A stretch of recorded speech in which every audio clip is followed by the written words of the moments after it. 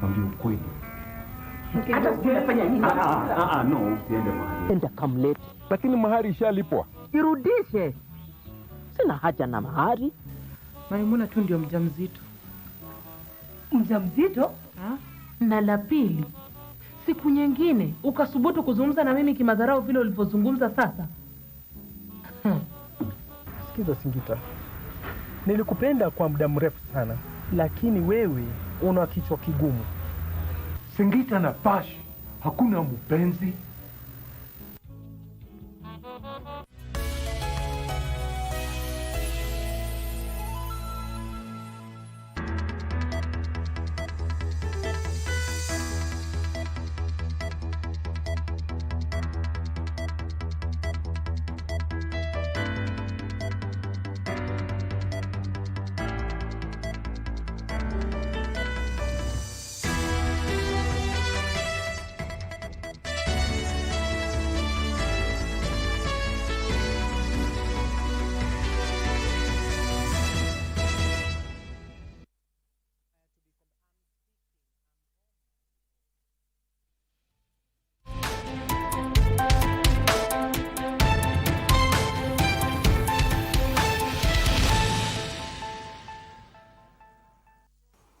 And you're just in time for the latest in the country and beyond our borders. We want to kickstart our this afternoon bulletin with the Jukwaa la Usalama that is currently being held here in the capital. Do stay with us for the next 1 hour or so to get the latest, of course, and talk to us on social media platforms.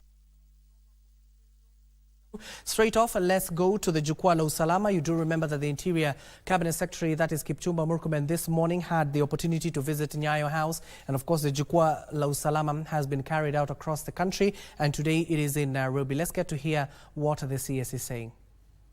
Yewe hawana uhusiano ya kufanya kazi pamoja. Kwa sehemu nyingi sana, machifu na naibu wao walikuwa na complain kila mahali. Wanasema, ukienda enforcement mahali, badala ya OCS kukusaidia, anakutumia wakora, ndio wewe upigwe wakati unapambana na pombe haramu, ndio yeye mwenyewe akuwe mwanamkubwa peke yake mwenye anapokea hongo kwa mambo ya pombe haramu.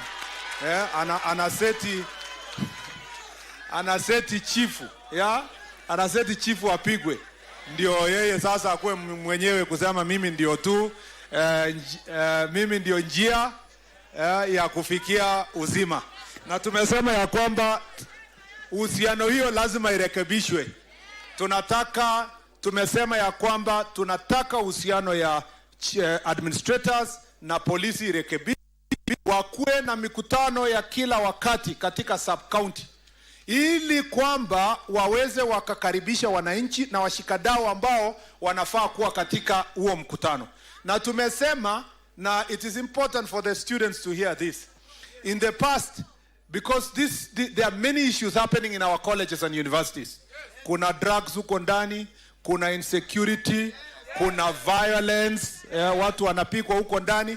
Tumesema katika sub-county level, student leader representative na dean of students aitwe kwa mkutano ya sub-county security team kuchangia jinsi ambavyo colleges and universities inaweza kuboreshwa, so that wao wakuwe na direct relationship na the security team, wakilete mambo ya tutarekebisha mihadarati namna gani, tutalinda wanafunzi. In fact, in many places across the country venye tumeenda, tumekubaliana kuset up police posts near some colleges and universities because they had been neglected. This is a new population yenye imekuja to a particular county and it must be taken care of. So one of the successes of Jukwaa la Usalama so far is to facilitate a close working relationship between the government and the people, the government officers at the local level and the people, and the government officers between and among themselves to ensure that they are able to deliver services to the people of Kenya. Pia, when we went around the country, there was a concern of the administrative units have not been operationalized for many years. In the process, His Excellency gave a directive ya kwamba Nairobi lazima all the counties, constituencies ikuwe sub-county, and we have one constituency that now there are 18 sub-counties in Nairobi. That will help us a lot in terms of collateral security issues closer to the people. We are in the process of operationalizing all the offices to ensure kwamba DCI office is there and the other government offices are... If you're just joining us, that is the Interior Cabinet Secretary Kipchumba Murkomen speaking at Jukwaa la Usalama event here in Nairobi County. You do remember he was speaking about the Jukwaa la Usalama, how successful it has been in all the 47 devolved units, given that they have been traversing the devolved units across the country, talking about security matters related, especially here in the capital, assuring the members of the public that it will be ascertained through the various security apparatus that we do have here in the capital. Our very own Give Us On Mine is following on that particular story and will brief us in our subsequent bulletins. Elsewhere, the case in which Jacob Ochola Mwai is challenging the will of the late President Mwai Kibaki at the High Court's Family Division, claiming to be his son, saw him describe to the court his close relationship with the late president. Jacob, who took the witness stand, narrated to Justice Eric Ogola how he met with his dad for the first time in 1982 when he was 22 years old, and the numerous meetings they held thereafter that bonded their ties. And as Ruth Wamboye reports, the court also heard that in 2016, the late president assured Ochola he was going to give him a letter detailing his share. Ochola Mwai, swear by the Almighty God. Giving his evidence before Judge Eric Ogola, Jacob Ochola Mwai, born in 1960, told the court how his late mother introduced him to his biological father in 1982, who was the late president. Mom summons me to go home, and when I get there, she serves lunch. And thereafter, she tells me she wanted to share something very important with me. And she told me that the man who raised me up was not my father. Ochola informed the court of the numerous times he met the former president, both at his Muthaiga residence and Othaya home. I used to go to Nyari a lot, and the security guards there knew me very well. I also knew them by name. Mutuma was at the gate. He's a GSU officer. If he's still living and he's compelled, he will come and tell you that. Justice Ogola also had that the former president's sister, Esther Waiterero, also knew he was Kibaki's son. In his testimony, Ochola claimed in their meetings, Kibaki had told him to change his name to include Mwai. My step-sister and brothers don't want to accept it. If they were going home to see Tata, Tata would have shared with them that this is Muze's son. But during cross-examination by senior counsel Githu Muigai on why he changed his name in 2022 after Kibaki's death, the names on the will were going to be Jacob Ochola Mwai. Just tell me, yes, did you adapt the name Mwai in anticipation of generating this claim now before the court? No. What was it in aid of? It was to get my entitlement if the will was down in my name. Ochola was also put to task to explain why he did not name his firstborn son Mwai Kibaki. It is only when he stated that he was going to prepare a letter of entitlement and that letter would bear the names Jacob Ochola Mwai. In the inheritance case, Jacob Ochola Mwai and Jane Kinili Kimani are seeking the revocation of the late Emilio Mwai Kibaki's will. The duo are also seeking the exhumation of the body and to be subjected to DNA testing, which the former president's first family have strongly opposed. Taking to the witness stand, Ochola Mwai gave the court a bombshell of how they met with his late dad in 1982 and the several interactions that they later had as father and son. The hearing continues next week. Ruth Wamboye reporting from Milimani's family court. In other news, the government has developed a 10-year plan aimed at restoring the Mau Forest Complex. Environment, Climate Change and Forestry Principal Secretary Dr. Festus Ngeno says that the initiative will transform the nation's largest water tower into a climate-resilient ecosystem, besides creating green job opportunities. While in Nakuru, the PS said that the Mau Forest Complex Integrated Conservation and Livelihood Improvement Program will see 40 million trees planted and seek to curb forest destruction through alternative energy solutions.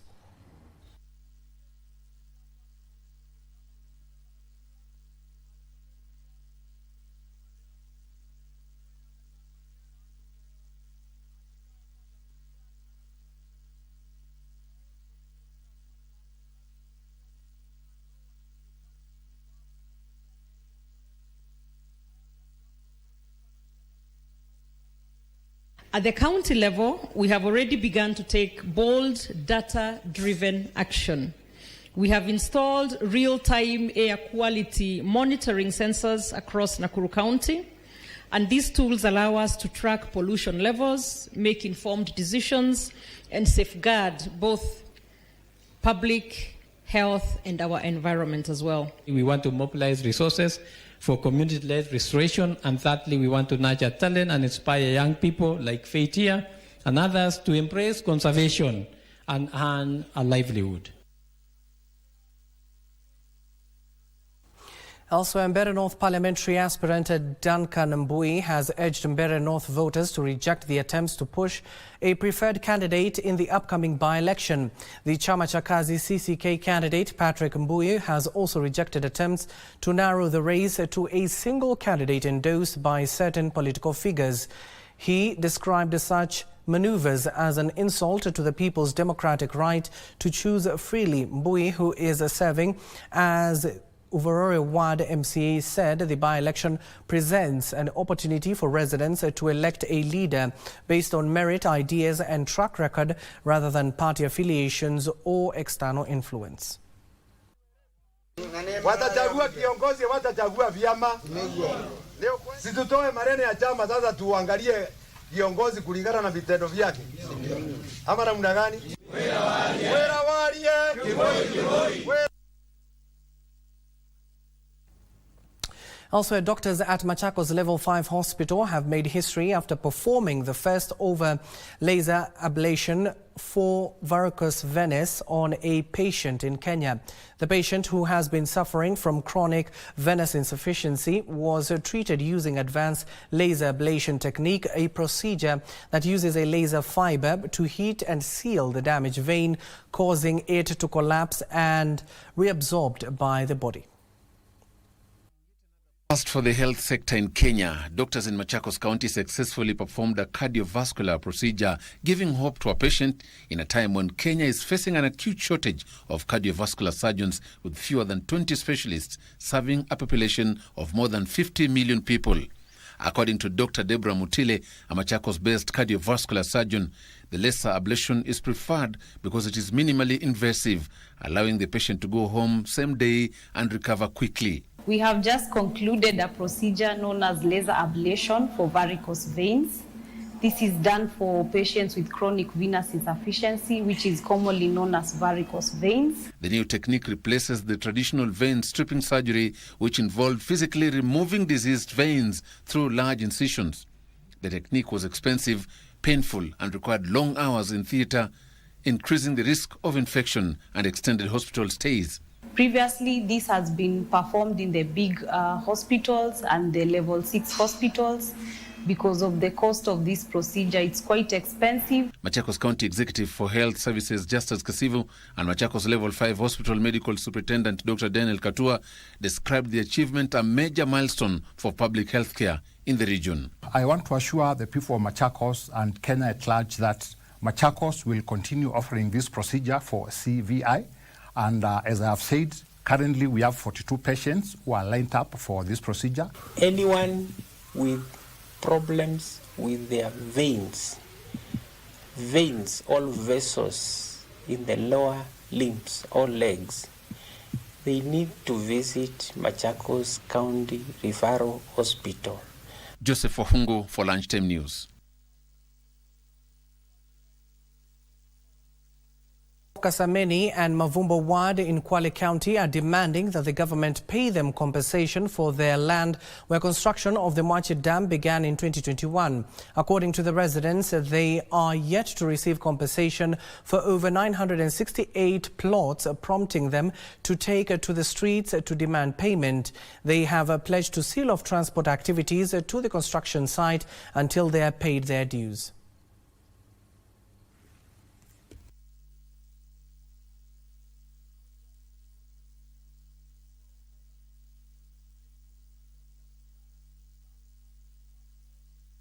Hapa mpaka watu walipwe wote ndio tuweze kufunga mradi. After people have been relocated, kuna kuja kitu kinaitwa a livelihood restoration program ambao ni maisha mbadala. Sisi tunashangaa kuna maisha mbadala ya individual PAPs na kuna maisha mbadala ya community. Hizo zote hazijafanyika mpaka saa hii. Tunapigwa na jua hapo Mwache Dam na hatutaki hakuingii gari yoyote wala mashine yoyote, hatutaki mpaka tulipwe. Pesa ziko kwa sasa na itachukua muda mfupi sana kwa wale wote wapate fidia yao. Yatatangaziwa na hizi pesa ambazo zimekuwa released.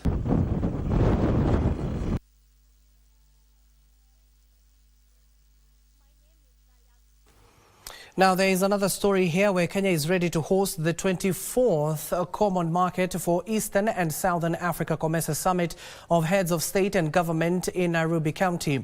Cabinet Secretary for Investment, Trade and Industry Lee Kinyanjui emphasized the importance of the event, saying the summit comes at a crucial time for Africa as President William Ruto is set to assume the chairmanship of COMESA, positioning Kenya to champion for an expand intra-Africa trade. Tourism and Wildlife Cabinet Secretary Rebecca Miano noted that beyond diplomacy, these gatherings elevate Kenya's profile as a leading destination for meetings, incentives, conferences and exhibition widely known as MICE Tourism. The high-level conference will be held from the 6th to the 9th of October at the Kenyatta International Convention Center, KICC.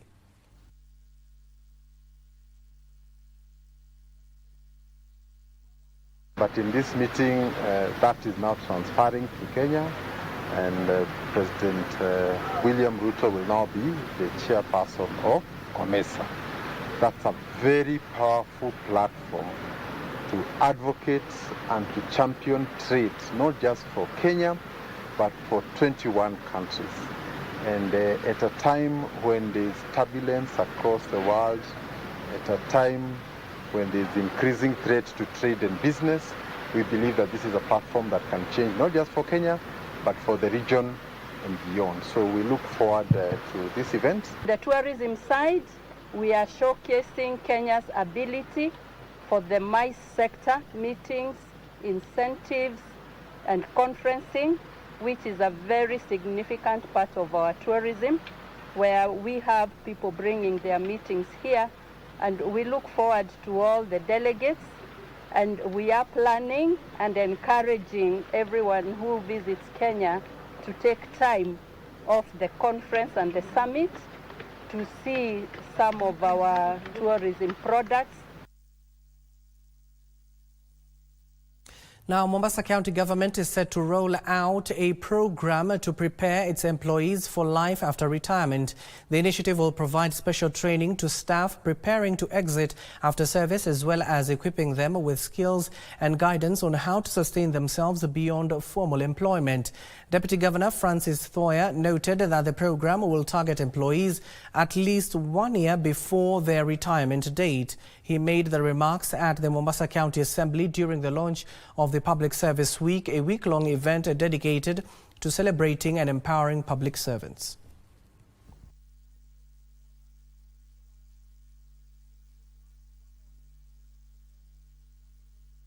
Nataka sasa kuweka mpangilio wa kueleweka. Wazi hii inaitwa pre-retirement training. Mumesikia hiyo? Pre-retirement training. Tumekuja kuona wafanyajikazi wetu wengi sana, baada wakishamaliza kazi, mtu si amesha retire, yuarudi tena kwa kaunti yasema nataka munitafutie hata kama contract nifanye miezi mengine 6. Wewe umefanya miaka karibu 30, 35, umepeana nguvu yako katika kaunti ya Mombasa. Baada ya ile siku ikifika, unaambiwa nenda nyumbani, mtu hajajitayarisha vizuri, anarudi tena, anakuja anasema nataka niongezewe muda.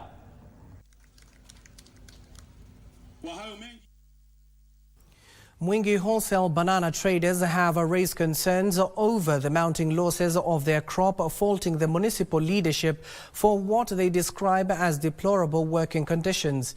The traders, who were recently evicted from the designated wholesale market, say they have been forced to sell their bananas in open spaces and private plots exposed to the scorching sun. This has resulted in the rapid spoilage of their perishable goods, resulting to losses.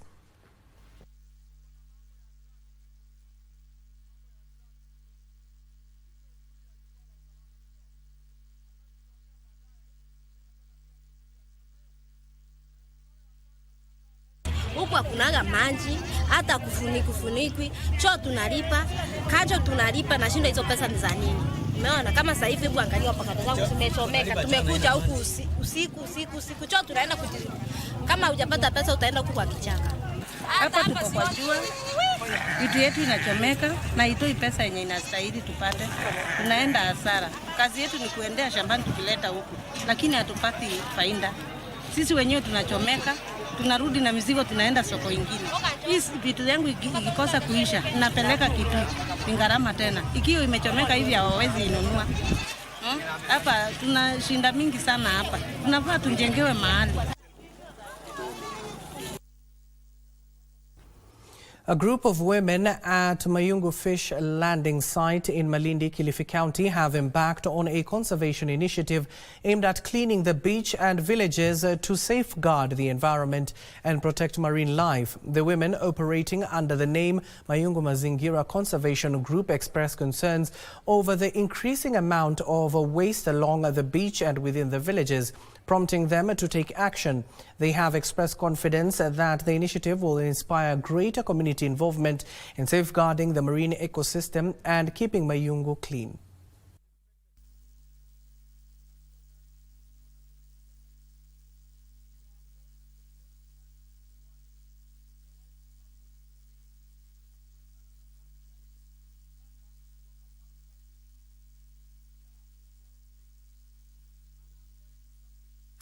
Katika Mayungu yetu ilikuwa ni chafu sana. Tukajitolea kama mama wa vikundi kufanya usafi. Tumeanza vijijini mpaka tumefika kwa ufuo. Hawa kina mama ndio wameona kwamba mazingira ni muhimu kwa sababu ya afya yao na pia afya ya watoto wao na kizazi chao, kwa sababu bila kuweka mazingira safi itakuwa katika kijiji cha Mayungu utakuwa kuna mlipuko wa magonjwa kama vile kolera. Lengo kubwa ni kuunganisha imani kupitia mazingira ambayo hiyo tunaita environmental peace building. A section of stakeholders have committed to ending gender-based violence in Busia County through sports. While in Busia, the region's chief executive member for sports, Paul Olunga, said there is need for innovative approaches to tackle sexual violence through alternative engagements, emphasizing the role of sports in fostering community cohesion and awareness in societal concerns.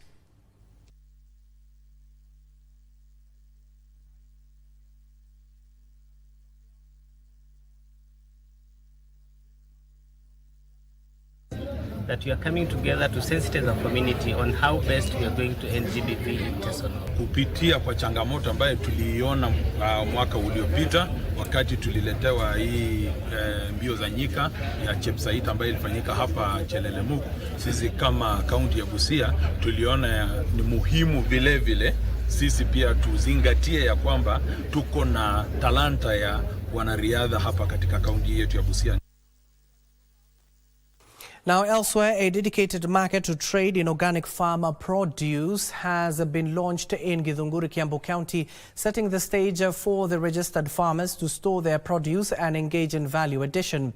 The launch of the market, facilitated by a non-governmental organization, is aimed at ensuring consumers who have often faced challenges in identifying genuine organic produce in regular markets have a dedicated market to source their products. Traders also express optimism that the new market will improve sales and boost their livelihoods.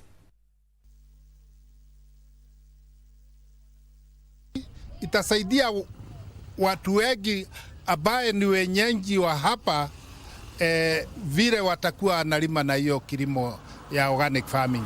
Wakulima wa organic watafaidika sana juu watakuwa na specific soko mahali watakuwa wanaweza kupeleka vitu zao za organic. Nasaidia watu juu tulikuwa tunalima na hatukuwa na soko, na ni makosa sana kuchanganya organic na non-organic.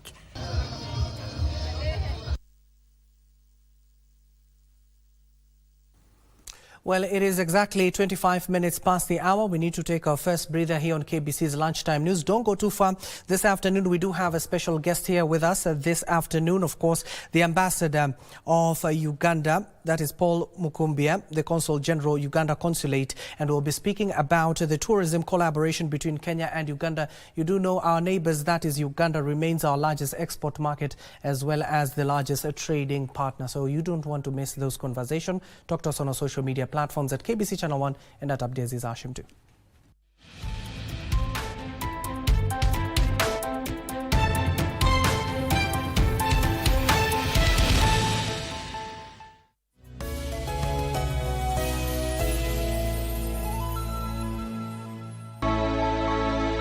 A world record holder in Paralympics, an icon and a mentor. I'm happy I struggled so that many other people people with disability can be able to benefit. We are not yet there, lakini what I can say, we are somewhere. Things are changing. They cannot happen overnight, but I thank God things are happening. We are on the right direction. Sylvia's world changed in a single moment when she finally came to know the diagnosis.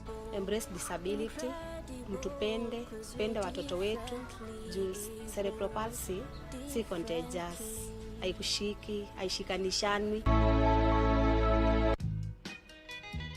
A grown woman who we took abroad to study, then she decides to get a baby and keep it a secret for God knows how long. Don't owe you any explanation. Are you Chris? Unajua mimi ni nani? If you don't let me go right now, my friend, you are in trouble. You need to come back. I feel like something bad is going to happen. Itisha alafu nilalishwe chini, wacha ikae. I want to go home. You don't get it. You don't get it. I don't trust her one bit. Lucky, right? Relax.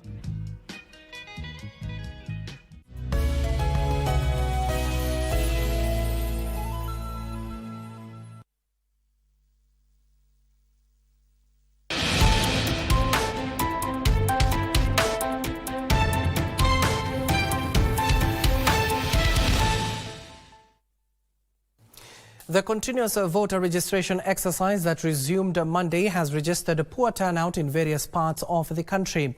In Naivasha, less than 20 people registered in the first 3 days of the exercise. In Machakos Town constituency, the process has been halted owing to the upcoming by-election. According to the constituency returning officer Alice Kimani, registration in the affected areas will resume immediately after the conclusion of the by-elections. The stories and more is in our county news roundup. For the past 3 days, the IBC has been carrying out the continuous voter registration across the country. However, in Machakos Town constituency, the exercise is yet to begin due to the ongoing by-elections in the area. The Commission has urged residents to remain calm, assuring them that they will still have an opportunity to register as voters once the by-elections are concluded. We are not doing it in Machakos Town constituency. As per the Gazette notice dated 8th August 2025, it is stipulated that the areas with by-elections are on hold when it comes to continuous voter registration. In Naivasha, only 20 people have been registered since the process began Monday. The numbers are very low, and the challenges might be the voter apathy. People are still, they lack interest. Meanwhile, the body of the late Dalmas Anyango, who served both as Rongo's Member of Parliament and a minister in previous governments in the country, arrived this afternoon after being transferred from Lee Funeral Home in Nairobi. Former Migori Member of Parliament John Pesa has asked mourners attending tomorrow's burial to uphold peace and unity as a way of honoring the values that Dalmas stood for during his lifetime. My appeal to those who are coming, I know they like war in places like this.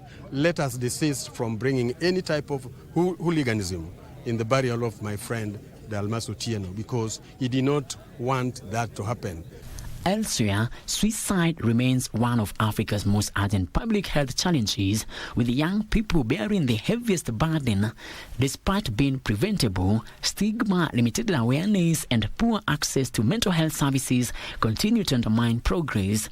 The Aga Khan University's Brain and Mind Institute, in collaboration with the Science for Africa Foundation, convened a youth suicide prevention forum under the theme Making Suicide Prevention Everyone's Business, Hope in Action.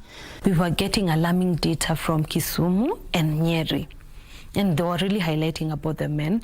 And from that data, we were able to see that they were really pinpointing that men strive to actually resort to more dangerous ways of actually ending their lives. Meanwhile, as one of the ways to curb the rising cases of gender-based violence in Teso North constituency, various stakeholders have come together to sensitize the community through a cross-country race scheduled for the 22nd of next month at Chelelemu School. Led by Charles Cheseto, the stakeholders expressed concern of the increase in such cases despite government and stakeholder interventions. So we welcome wakimbiaji wote from Teso North to Kutane Chelelemu on 22nd November. And this year's theme is a run to an end of GBV, gender-based violence. And Rangwe Member of Parliament Lilian Gogo has issued a stern warning to perpetrators of defilement and gender-based violence in the constituency. Na kuomba mtu yeyote wa Rangwe, constituency yote iko hapa, tafadhali tuache kuchapa, kupiga na kudhulumu wamama. Finally, learning at Adanya Primary School in Teso North was brought to a standstill today as angry parents staged protests demanding the immediate removal of the school head. The parents accused the head teacher of ill treatment, imposing illegal levies and mismanagement. Kama wazazi tumesema sasa imefika wakati atupate nafasi. Mambo ambayo amefanya hapa hayapendezi.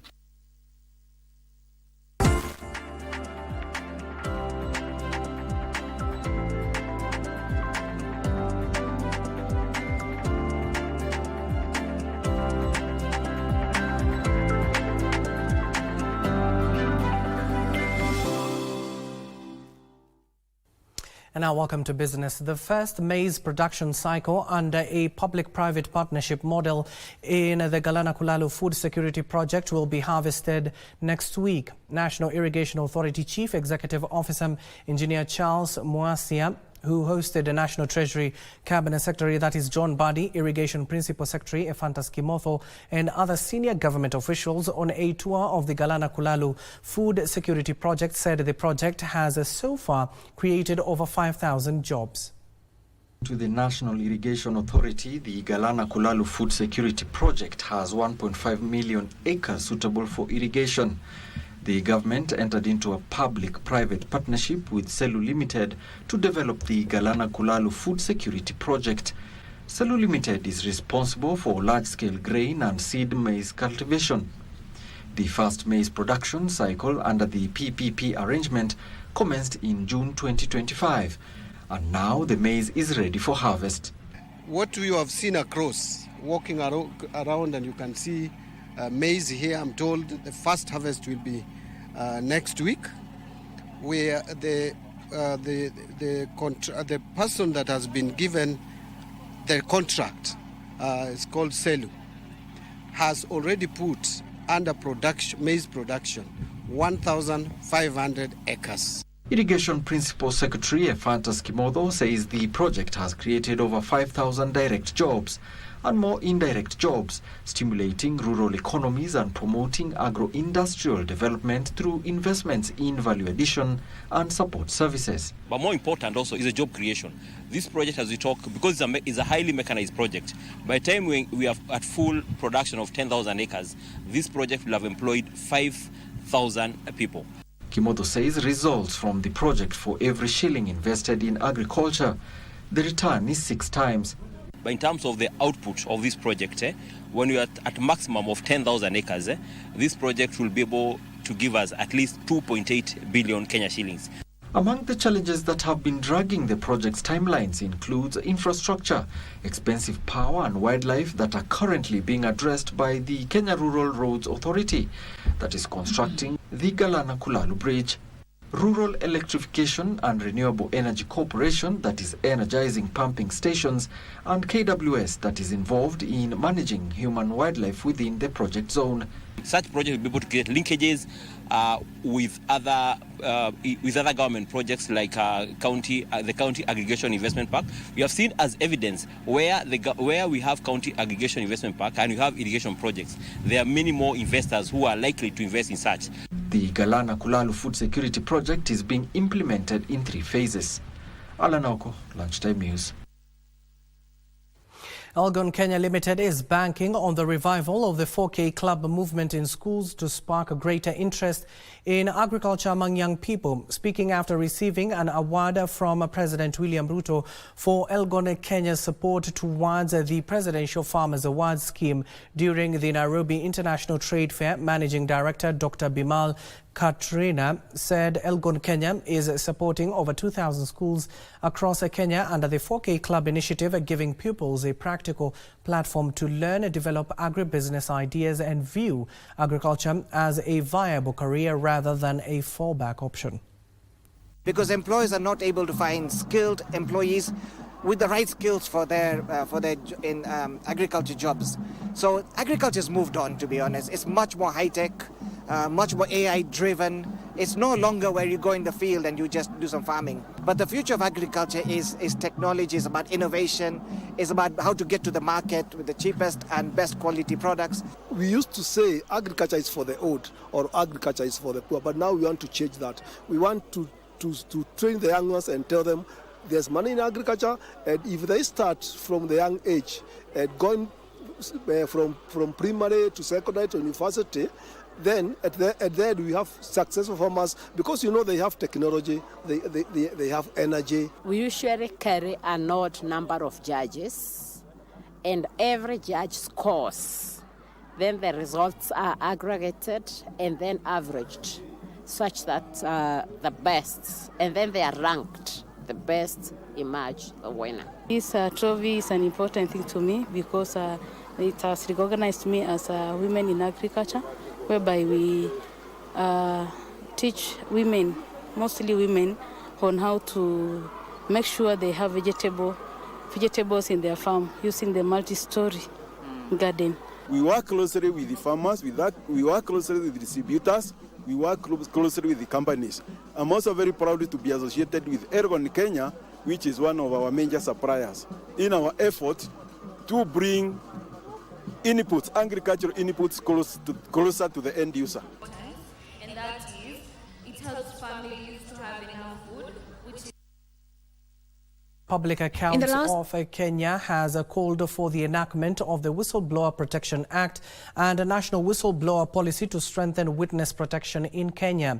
ISPAC is recommending an independent inquiry into the Social Health Authority's recruitment process and financial management. The institute has also called for the reinstatement of a CPA, Andrew Rotich, who it says was fired for exposing financial irregularities in the state-owned medical insurance scheme SHA. In the last 5 years, Kenya has been toying with the idea of establishing a witness protection law to protect whistleblowers who expose corruption and financial misdeeds in the public sector. This has resulted in the drafting of the Whistleblower Protection Bill that outlines various plans to address witness protection. The Institute of Certified Public Accountants of Kenya says delays by the National Assembly to debate and pass the piece of legislation are hurting the fight against corruption. The institute says it has lodged a complaint with the Ethics and Anti-Corruption Commission following the removal of CPA Andrew Rotich from his role at the Social Health Authority for exposing financial rot in the state-owned medical insurance company. We call for legislative action. Here we are asking for the fast tracking of whistleblower protection legislation to provide clear legal safeguards. ISPAC says Rotich, a former deputy director of forensic audit and risk assurance at SHA, uncovered a scheme where thousands of facilities allegedly billed taxpayers for services never rendered. The institute is now calling for an independent inquiry into the recruitment process at SHA, protection of evidence linked to the case, and enhanced security for Rotich and other whistleblowers. We demand fairness for CPA Rotich, and we urge the Social Health Authority and the Ministry of Health to uphold fairness, justice, and due process in the case of CPA Rotich. Well, on our interview portion this afternoon, we're focusing on the relationship between Kenya and Uganda, which has been strengthened over the years, given that we are both in the East African community. Now, remember that Uganda remains Kenya's largest export market and its largest trading partner for years within the East African community. And of course, Kenya were able to sign several MOUs. The one we want to focus on is on tourism, given that the upcoming 4th Uganda-Kenya Coast Tourism Conference is set to happen, as well as the tourism collaboration between Kenya and Uganda. And who better to talk to than the Ambassador Paul Mukumbia, who is the Consul General at the Consulate of the Republic of Uganda in Mombasa. Ambassador, thank you for making time for us. Thank you, and thank you for hosting me. And maybe we start on that premise, Ambassador. In terms of the MOU of cooperations that we have signed, Kenya and Uganda, in terms of tourism, how has that helped both nations? Thank you very much. The MOU on cooperation in tourism was signed at the end of August during the visit of His Excellency President Yoweri Kaguta Museveni, President of the Republic of Uganda, when he came on a working visit to visit his Kenyan counterpart. During that time, a number of memoranda of understanding were signed between Uganda and Kenya, and one of them was the MOU on cooperation in tourism. Really, it broadly touches on joint marketing, joint training, regulation, and all these types of matters related to tourism between the two countries. You may be aware, you just mentioned that Kenya and Uganda are big trading partners, but also in terms of tourism numbers, Uganda is Kenya's second biggest source market after the USA. And last year in 2024, about 225,000 Ugandans visited Kenya. And also for Uganda, Kenya is the #1 source market for tourism or visitors. And last year, over 460,000 Kenyans visited Uganda. So you can see that we already have a good basis for cooperation and collaboration. But even before the signing of that MOU, we have been doing quite a lot, as you have indicated, of cooperation in matters of tourism. We have the Uganda-Kenya Coast Tourism Partnership. Yes. We've been having the Uganda-Kenya Coast Tourism Conferences since 2022. We had the first one in Mombasa, that in November 2022. We had the second conference in Diani in 2023. We had the third conference in Uganda, Kampala, Munyonyo, last year in November 2024. And this year, we have the fourth conference that is happening at the end of this month on 27th to 28th in Malindi, Kilifi County. And this year's theme, we are focusing on youth, technology, and innovation. So this is the focus of our conference. But these conferences are not just talk shows. Okay, because that is the question I wanted to ask you, Ambassador, because you said there's so many conferences that have been happening over the years. So in terms of this fourth conference, what would you be looking at in terms of implementing the resolutions that you made in the previous conferences? Actually, we don't wait for these conferences to implement. As part of the conference series, we also have other activities. We have got familiarization trips, both to Uganda and Kenya. We've got golf tournaments, and all these help us to grow the numbers. But really, during these conferences, the stakeholders, especially the private sector, our biggest strength has been partnership with the private sector. So during these conferences, the private sector players, tour operators, travel agents, hoteliers get to meet. They get to know one another. They build strong networks. They build partnerships. They have working arrangements.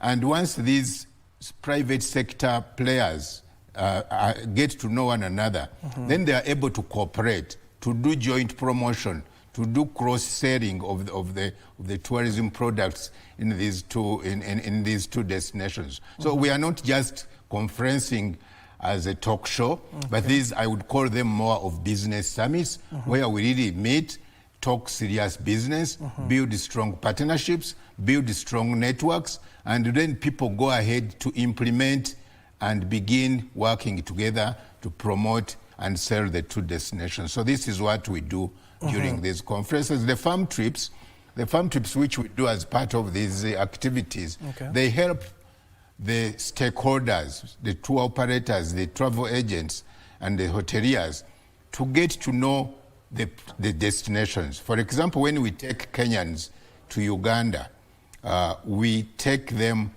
to what we want to promote. I should also say that we are promoting complementarity between these two destinations. We are not competing. So we promote those products, which, for example, at the Kenya coast, we have the beaches. We don't have very beautiful beaches in Uganda like we have at the Kenya coast. In Uganda, we promote the mountain gorillas, which are not in Kenya. We promote the chimpanzees, which are not so much in Kenya. We promote the adventure tourism on River Nile in Jinja.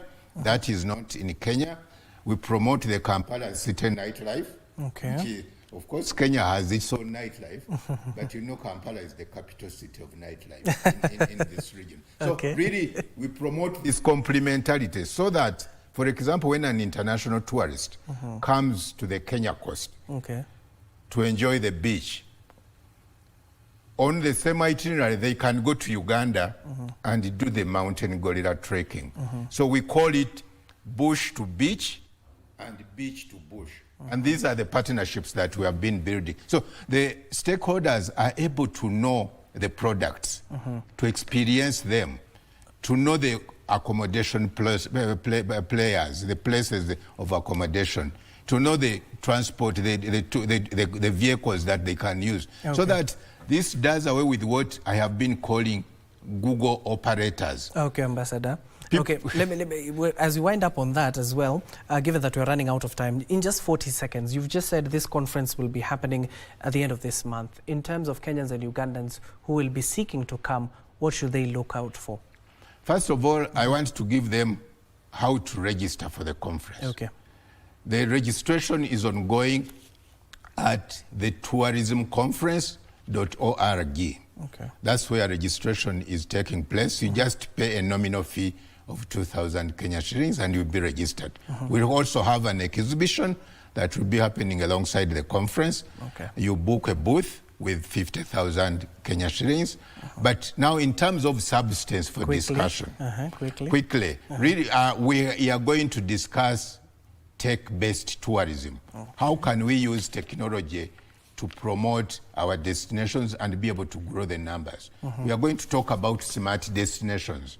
A destination like Vipingo Ridge, we want to see how can we, that's what the modern traveler wants. We are going to discuss culture and heritage. We are going to discuss adventure and sports. So these are the topics, panel discussions we are going to have. We are going to immerse ourselves in these discussions to see, especially for young people, the innovators. We want to give them a platform to showcase their innovations. How can they use their innovations to promote tourism? The content creators. We want to see how can content creators, how can we use them to grow the tourism numbers? Supposing, for example, a content creator created content about the tourism products in Uganda and Kenya, and they shared it widely. That would help us a lot in growing the tourism numbers. Thank you so much. And of course, you've just heard from the ambassador, and thank you for making time for us and talking to us, given that the upcoming 4th Uganda-Kenya Coastal Tourism Conference will be happening at the end of this month. You've just heard from the ambassador where you can get those links and apply for them, and of course exhibit what you can do for not only tourists within our country but beyond our borders. As I told you, Kenya and Uganda have had an illustrious relationship, not only in trading partners but in terms of being even brotherly in our border points. But of course that concludes our interview. The Ambassador Paul Mukumbia, he is the Consul General at the Consulate of the Republic of Uganda in Mombasa. Thank you for making time for us, sir. And of course we wish you all the best as that conference is upcoming. Now let's quickly dive into the world of sports, where President William Ruto has recommended that 500 sportsmen and women be hired into the Kenya's disciplined forces, including the Kenya Defence Forces and the National Police Service, to provide them with a base of raise their standards of competitiveness on the international stage. President Ruto was speaking at State House Nairobi on Thursday morning while at a breakfast meeting with the Kenya national athletics teams that returned home from the World Championship in Tokyo, Japan. Recommended that 200 sportsmen and women be hired into the military, 150 be hired into the National Police Service, with the other forces including Prisons Kenya, Kenya Wildlife Service and National Youth Service sharing the remaining 150 slots. A total of 500 sportsmen will be hired into our disciplined services. To provide them a base where they can get the necessary equipment, the necessary support for them to continue raising the standard of sports in our country. While welcoming home the Kenya athletics team that finished second at the World Championship in Tokyo, Japan, President Ruto at State House Nairobi also challenged Cabinet Secretary for Sports Salim Vuria to restructure the Anti-Doping Agency of Kenya in an effort to ensure that Kenyan athletes continue to compete and win clean in all the competitions they are involved in. As we support them, we also make sure that characters who have no good intention do not get into the way of the talents of our young people as they pursue excellence in whatever it is, from football to volleyball games, let me say, to all the other, to athletics and all the other games in between. Over the last few weeks, we have had a lot of discussions with the World Anti-Doping Agency. They had raised 35 issues of non-compliance, and right now, Your Excellency, I want to assure you that 30 of them have been resolved, and now we await their decision and the direction. And Chebet's going to do it. The only title missing from her collection. She's becoming an all-time great. Chebet does the 5-10 double. The Kenyan team finished second at the World Championship behind United States with a total of 11 medals, 7 gold, 2 silver and 2 bronze medals, an improvement from the last edition in Budapest, Hungary, where they won 10 medals, 3 gold, 3 silver and 4 bronze medals. Let me also take this opportunity to say a big thank you to Ambassador in Tokyo, Moile Moshira. Your Excellency, he did an amazing job to look for ugali for Wanyonyi.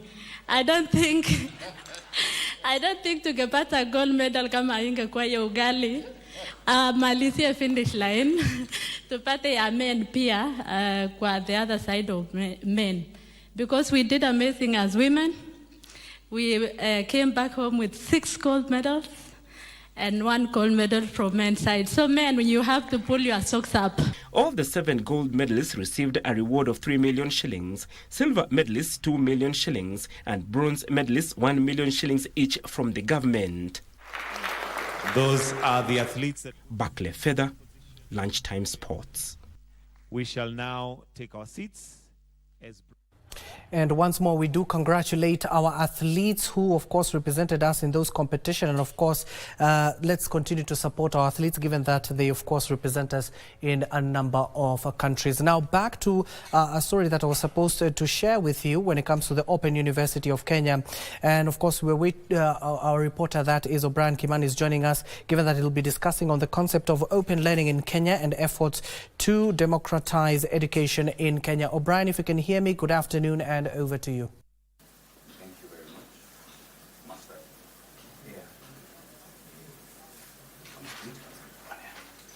Well, many thanks, Abdiaziz and Hashim back in Broadcasting House. Of course, you're right. We're coming to you live from Konza Technopolis, and our focus this afternoon is Open University of Kenya. And you must be wondering, what are we talking about when we talk about open learning concept? Guess who is joining us on the set?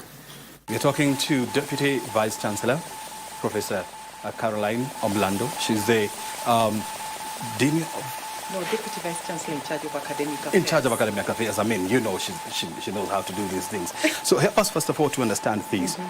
What is the difference between virtual learning, open learning, distance learning, and where do they all congregate? Yes, so thank you so much, and I would like to appreciate that this afternoon, the Open University of Kenya, we have the opportunity to come on air just to let the world out there know about the Open University of Kenya. Virtual, open, and online. So virtual basically incorporates both distance and online.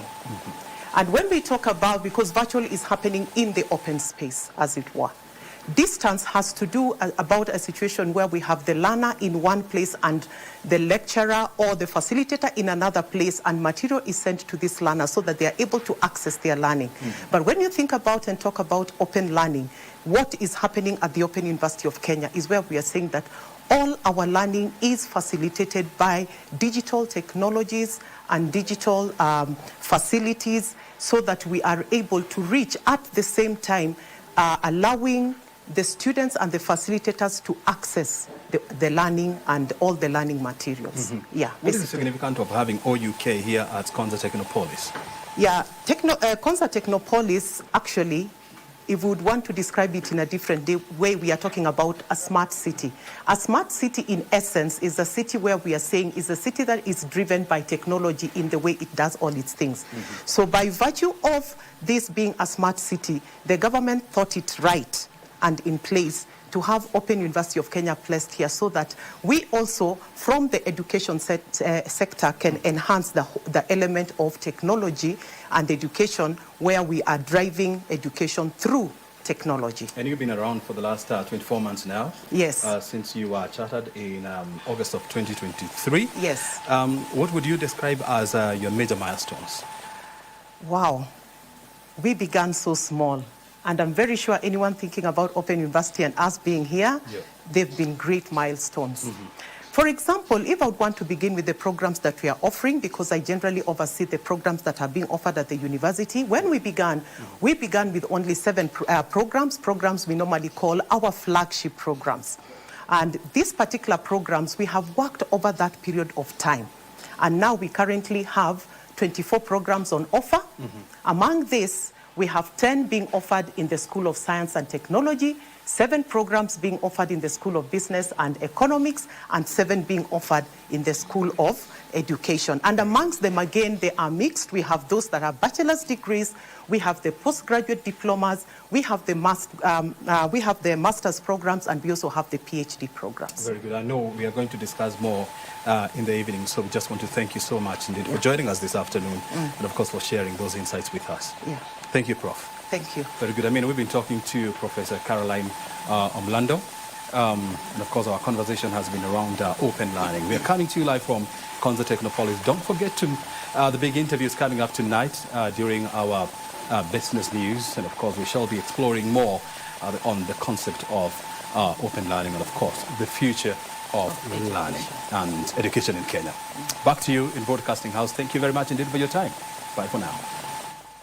So much. That is O'Brien Kimani just bringing us up to speed from Konza Technopolis, and of course in terms of the Open University of Kenya, discussing the concept of open learning in the country since it was launched by President William Ruto since he took over power. And of course I've been told to be brief, but I must inform you. The Gunners won yesterday night against Olympiacos 2-0, and of course we wish our United fans, Chelsea as well as Liverpool, all the best. Good afternoon for now.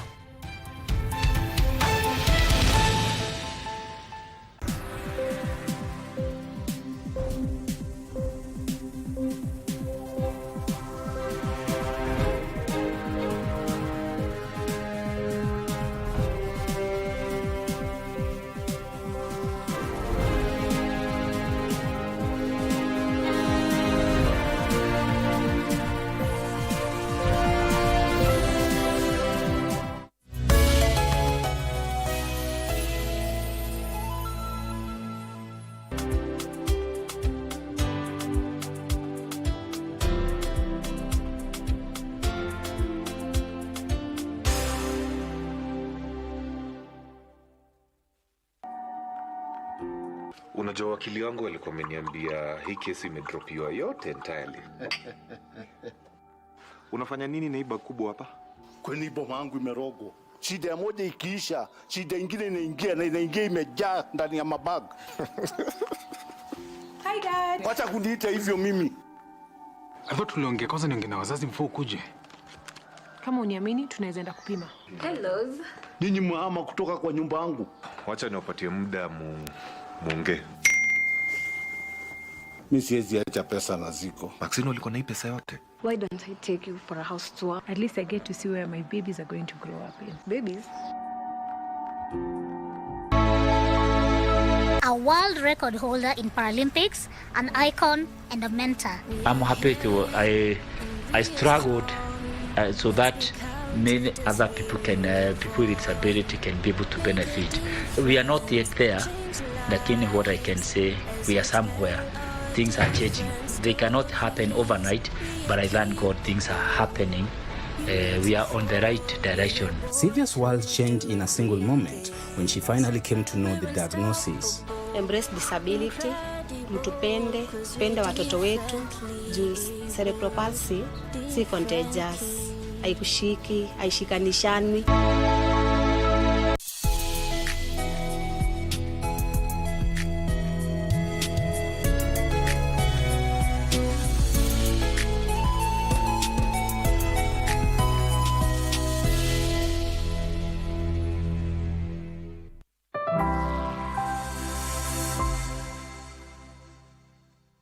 When you think of gold, platinum, silver, and copper, your mind likely goes straight to luxury jewelry or high-end electronics. But in the world of modern beauty, these precious metals are no longer confined to jewelry. They are being used as potent skincare ingredients. And so, welcome to the era of nano gold, platinum, and copper facials, where precious metals, once reserved for jewelry and investment, are now being massaged into the skin to boost collagen, reduce inflammation, and deliver antioxidants deep into the skin. Hello and welcome to Health and Lifestyle, where we talk all matters health, bringing you lived experiences and also experts to talk about some of the conditions that we'll be covering for you. My name is Maria, and definitely this is Health and Lifestyle. KBC Channel 1 on X is where you can actually interact with us. Coming up in the program,